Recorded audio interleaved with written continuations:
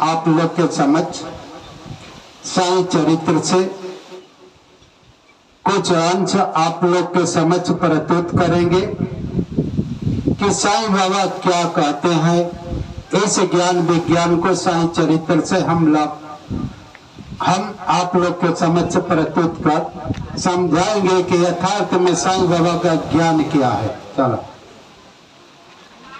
ओम साई राम। अध्याय 7।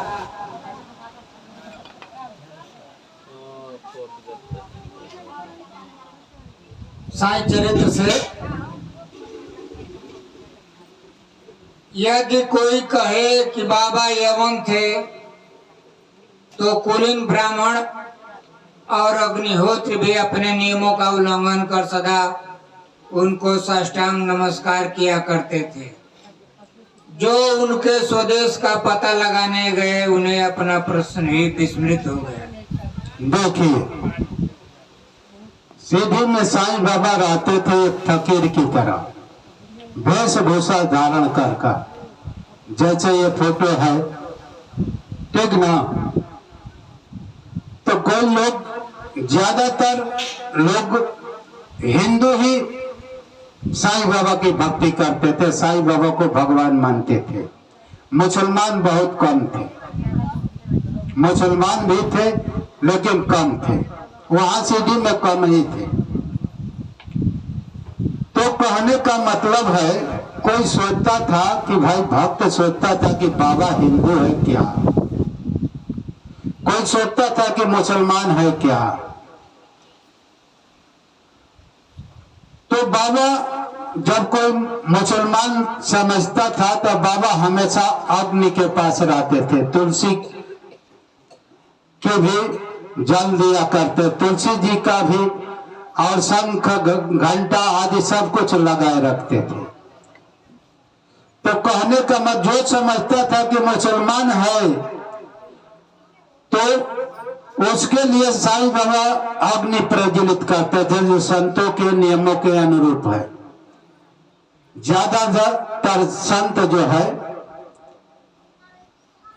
अग्नि जलाते हैं, अग्नि में ही अपने सारे काम, क्रोध, लोभ, ईर्ष्या, द्वेष को आहुति दे देते हैं, भस्म कर देते हैं। हमेशा अग्नि के पास बैठे रहते हैं, जितना ही विकार आता है सब अग्नि में वंशीभूत करते जाते हैं। तो साईं बाबा भी सदा अखंड ज्योति जो अग्नि की जलाई आज भी सीढ़ी में जलती है।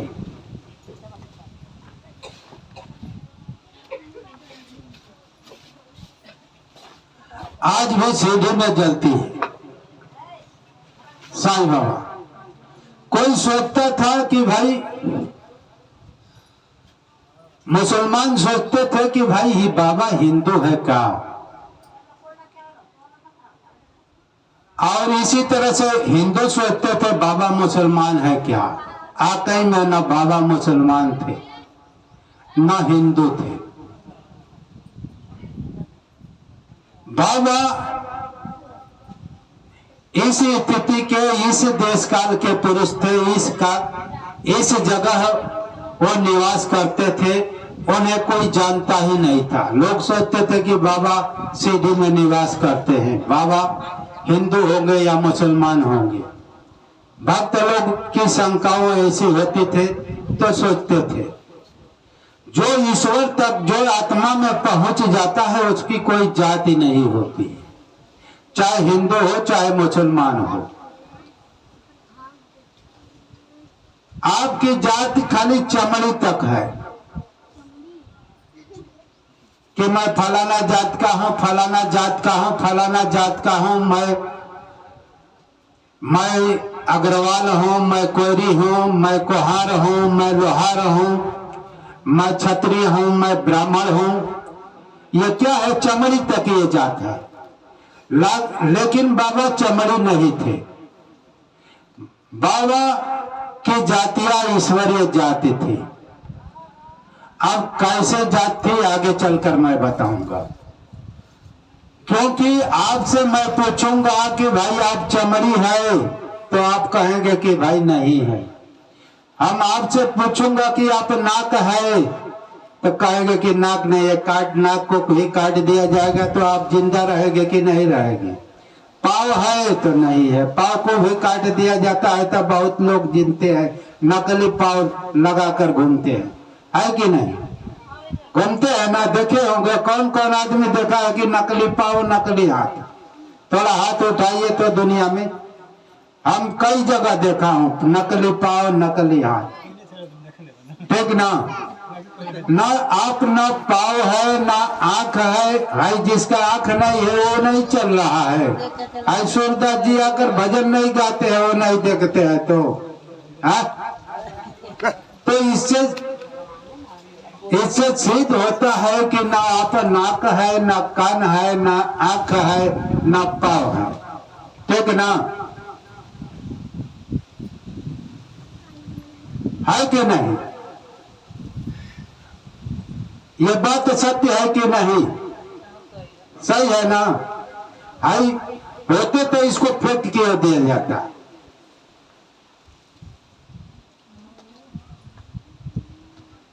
कबीर दास जी के यहीं पर से एगो दोहा आ गए भैया, आप लोग को सामने प्रस्तुत कर रहा हूं, कर दो ना। ये माई लोग पर है दोहा, कर दो ना। हाँ हाँ, कबीर दास जी कहता, देखा जा का कहता, ठीक ना? मथुली गिरना यार ने तो चिंतन बारंबार, नाक दिया करतार ने तो उनको दिया विसार। समझ रहे हैं इससे क्या शिक्षा दे रहे हैं? जे तो के नाक दिले बा ओकरा के विसार दिले बाड़ू, आज जे तोहरा के नथुनी दे दिले बा ओकरा के हमेशा चिंतन करत आलू कि हमार पति हमके नथुनी लिया दिलान, हमके नथुनी लिया दिलान, हमके नथुनी लिया दिलान, चिंता करत आलू कि ना करत आलू। आज जे नाक दिले बा ओकरा के भुला गइल, भुला गइल बा कि ना भुला गइल है? तो जे नकली चीज ना की दिले बा ओकरा के चिंता नहीं करत। तो कहने का मतलब ये है कि ना आप नाक है ना कान है ना आंख है,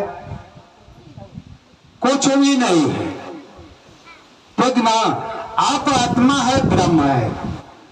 साईं बाबा आत्मा तक पहुंचे हुए महापुरुष थे, आत्मा में स्थिति बना लिए थे, ईश्वर में स्थिति बना लिए थे। वो हिंदू और मुसलमान से अलग थे। उनके समक्ष ब्राह्मण भी अग्निहोत्री ब्राह्मण, समझ रहे हैं? अग्निहोत्री ब्राह्मण श्रेष्ठ माना जाता है। वो भी उनके सामने प्रश्न करने जाता था कि भाई आप कौन जाति है, हिंदू है कि मुसलमान है? तो वो भी अपना प्रश्न भूलकर बाबा के चरणों में साष्टांग दंडवत प्रणाम करता, इसलिए कि बाबा के तेज के सामने ये सब ब्राह्मण टिक ही नहीं पाते थे, अपना प्रश्न भूल जाते थे।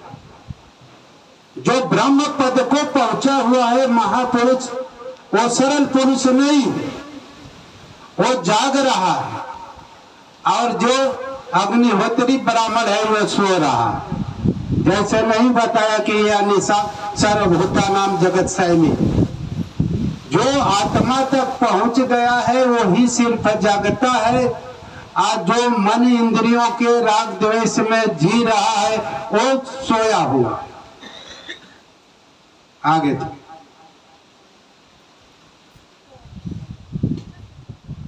और वे उनके दर्शन मात्र से मोहित हो गए। अस्तु इसका निर्णय कोई न कर सका कि यथार्थ में साईं बाबा हिंदू थे या यवन। इसमें आश्चर्य क्या है, जो अहम और इंद्रिय जन सुखों को तीजांद्रिय जब ईश्वर के शरण में आ जाता है, तथा जब उसे ईश्वर के साथ अभिन्नता प्राप्त हो जाती है, तब उसकी न कोई जात पात रह जाती है। बाबा इसी कोट के साईं बाबा थे। देखिए मैं बताया ना, जो ईश्वर को प्राप्त कर लेता है, जो अपनी आत्मा में स्थिति बना लेता है कि मैं आत्मा हूँ, ना नाक हूँ, ना हाथ हूँ, ना पैर हूँ, ना कान हूँ, ना टांग हूँ, न पेट हो, ये सबसे वो अलग हो जाता है। जब वो व्यक्ति ना नाक है, ना कान है, ना हाथ है, ना पैर है, तो उसकी जातियां क्या होगी भाई? अब उसकी जातियां रह जाती है। जातियां तो चमड़ी को न बनाया गया है कि भाई फलाना है, फलाना है, फलाना है। और जो ब्रह्म को पा लिया, अपनी आत्मा को देख लिया, अपनी आत्मा को इस शरीर से बाहर निकाल दे रहा है, तो उसकी जातियां है। वो बाबा साईं बाबा इस शरीर से बाहर निकल जाते थे, पूरा आकाश में घूमते थे और किसी किसी को आकाशवाणी भी कर देते थे। लोग चकित हो जाता था, जो आकाश से बोल रहा है और शरीर नीचे है, धरती पर है, तब उसकी जातियां रह जाती है, वह ईश्वरीय जाति हो जाता है। और जब ईश्वरीय जात हो जाता है, ना हिंदू रहता है, ना मुसलमान रहता है, ना सिख रहता है, ना ईसाई रहता है। वो चूंकि जाति क्या हो जाती है? ईश्वरीय जात। वो ही ब्राह्मण है, उसको ही शास्त्र में ब्राह्मण कहा गया है। आई रामायण में लिखा है ना कि विप्र पूजहु सकल गुणहीना, है ना। लोग इस पर झगड़ा भी करते हैं। मैं कई जगह देखता हूं कि भाई चैनल पर झगड़ा कर देते हैं कि विप्र पूजहु सकल गुणहीना। बड़े बड़े ज्ञानी पुरुष इसका अर्थ नहीं बताते हैं। विप्र पूजहु जगह सकल गुणहीना का रामायण में तो है, याद तो कर लिए हैं चलो, लेकिन इसका अर्थ बड़े अपने को जगत गुरु कहते हैं, वो भी नहीं बता पाते। मैं इसका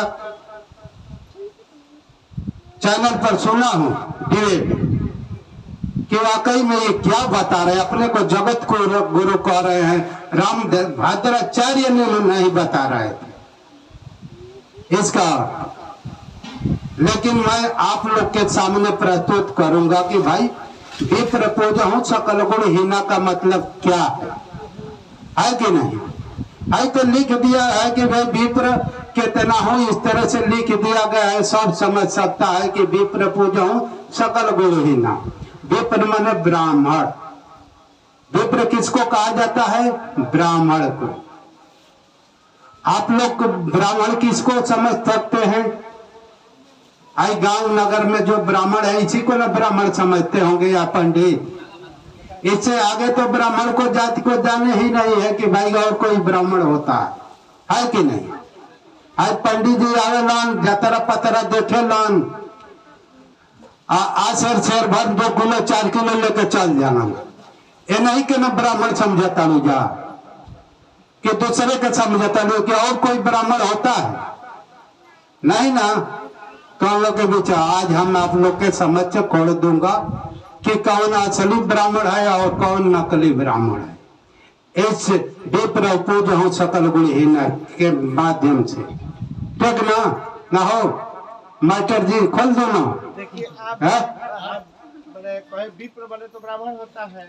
हाँ हाँ, आपने ये कहा कि सकल गुण हमारे अधिक सब ही गुणों से संपन्न है तो ब्राह्मण की पूजा होती है। आपका कहने का मतलब यही ना था? ना लोग समझते हैं, मैंने इस दोहे से सिद्ध होता है कि विप्र पूजहु सकल गुण होना, मैंने पंडित जी कैसन होकर, ब्राह्मण कैसन होकर, आप गुणहीन होकर वो पूजनीय हो, यह अर्थ न समझ तड़ा जा।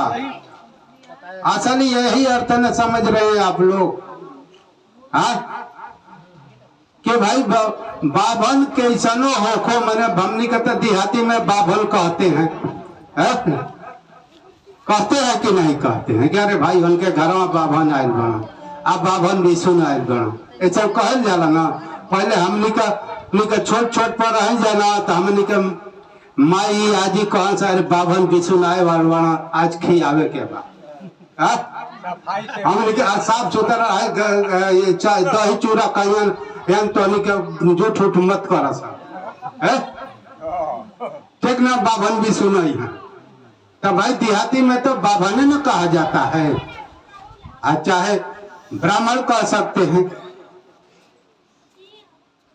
विप्र पूजहु सकल गुणहीना, देखिए शब्द पर संकेतित क्या कह रहा है, इसको सब नहीं समझ पाते हैं। विप्र मतलब ब्राह्मण को विप्र कहा जाता है। सकल गुणहीना, इसी को लोग नहीं, चाहे जगत गुरु हो चाहे शंकराचार्य हो, इसको नहीं समझ पाते।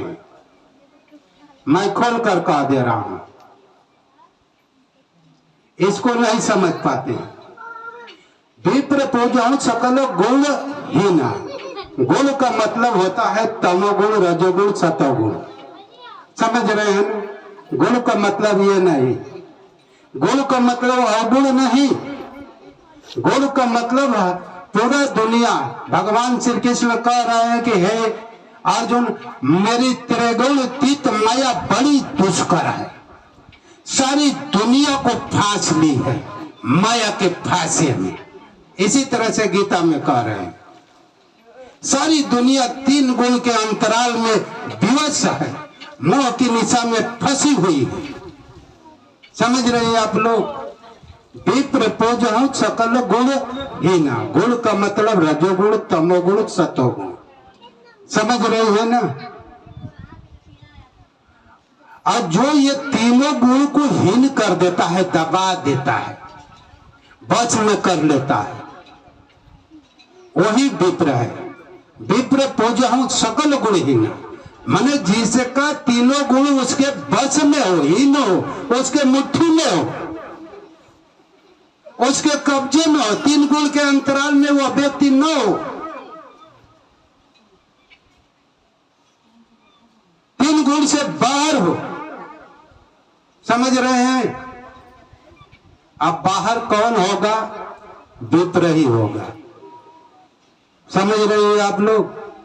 जो तीनों गुण को दबा दिया, हीन कर दिया है। अब ये लोग सोचेंगे कि पंडित जी कितना हूं नेटा पोटा पेका ताड़न, वो पूजनीय हूं, चाहे पागल होखन चाहे छलकी होखन, है समझ तड़ो?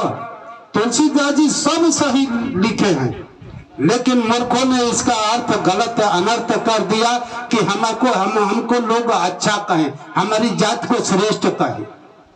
वो जाति पर नहीं कहे, गुण पर कहे हैं, गुण को। विप्र पूजन सकल गुण हीना, जिसने तीनों गुण को अपने हीन कर दिया है, दबा लिया है, अपने मुट्ठी में केंद्रित कर दिया है। गुण का मतलब क्या होता है? तमोगुण है जो अज्ञान से आच्छादित होता है, वो तमोगुण कहता है भले ही पागल हो, हमारे जैसे तू बड़ हो, है? हम तो से बड़े वो पागल भले है, बहुत से पियकड़ नहीं कहते कि हमारे से के बोल बा भाई, हम तो पे फलाना के खरीद ले है कि नहीं? एक रागवा शूद्र न पूजाई वेद परमीणा के अर्थ बता दी। कौन सी? शूद्र न पूजा ही वेद परमीणा, एक आगे यही नंबर। अभी के बाद भी ऐसे नहीं पता होता, ठीक ना?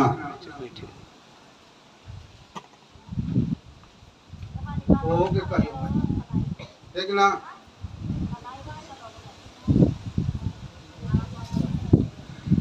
तब कहने का मतलब है, गीता में भी भगवान श्री कृष्ण कह रहे हैं कि हे अर्जुन,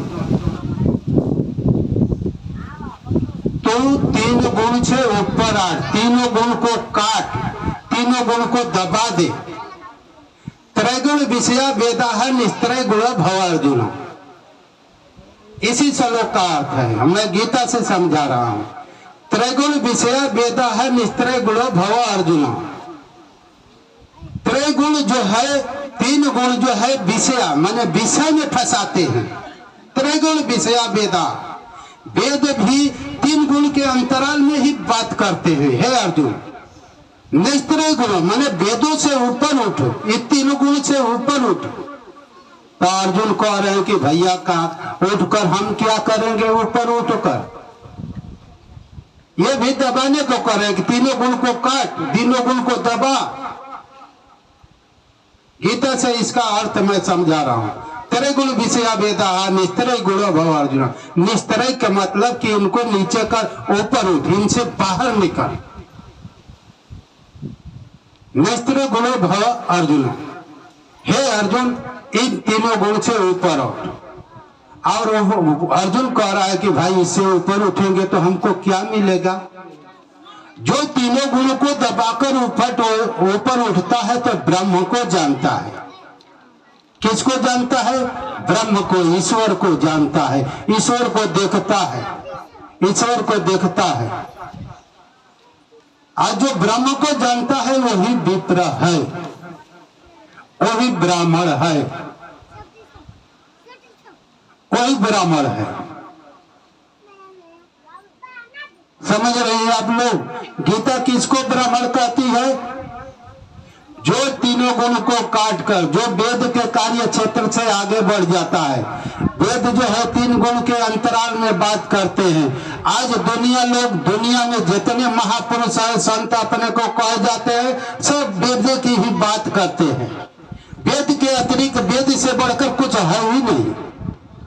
और गीता स्पष्ट शब्दों में कर रहे हैं कि त्रैगुण विषया वेदा। ये त्रैगुण विषय वेद जो है तीन गुण के अंतराल में बात करता है।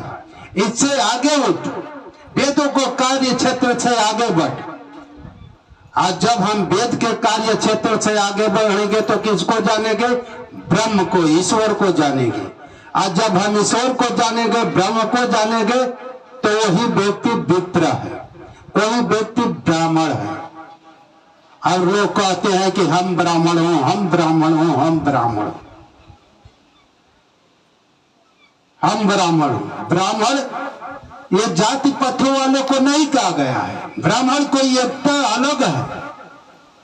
लेकिन आजकल लोग भ्रमित कर चुके हैं कि ब्राह्मण के कुछ दो भाई तुम्हारे द्वार पर ब्राह्मण आइन बा, तनी पतरा जतरा देखावो, आ कुछ दो जजमान के, न दे तो जबरदस्ती खींच लेंगे।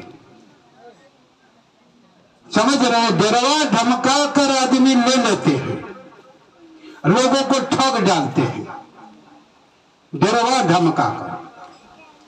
ब्राह्मण ऐसा करता है जो तीन गुण से ऊपर उठ गया, तीन गुण के अंतराल में है, नहीं है, ना उसके पास काम ना रहेगा, ना राग रहेगा, ना द्वेष रहेगा, ना ईर्षा रहेगी, वो ब्रह्म रहेगा। आत्मा में कोई राग द्वेष उसको छूता नहीं है, ईश्वर को कोई राग द्वेष छूता नहीं है। वो राग द्वेष से मुक्त वह व्यक्ति जो है ब्राह्मण है, वह व्यक्ति ब्राह्मण है।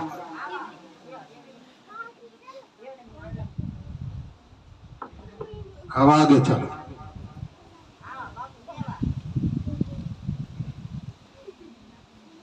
वे जातियों और प्राणियों में किंचित मात्र भी भेदभाव नहीं रखते थे।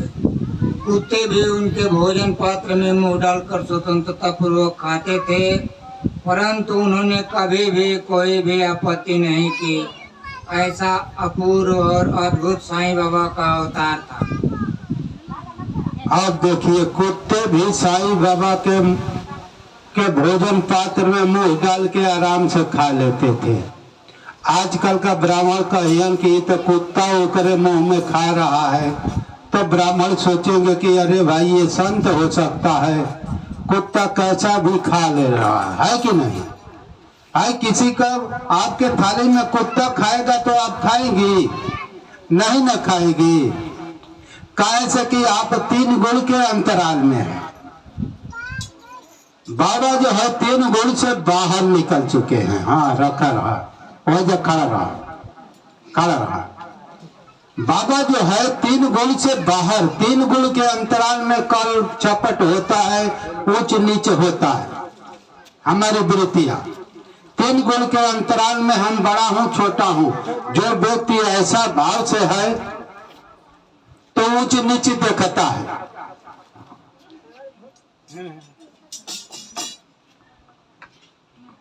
और जो तीन गुण से बाहर निकल गया है, ईश्वरीय सर्वव्यापता को प्राप्त हो चुका है, कुत्ते में भी देखता है कि मैं ही हूं। समझ रही है? हर प्राणियों में, हर जीव जंतु पेड़ पौधों में भी देखता है कि मैं हूं, मैं ही एक ब्रह्म सारा ब्रह्मांड में छाया हुआ हूं। समझ रही हैं आप लोग?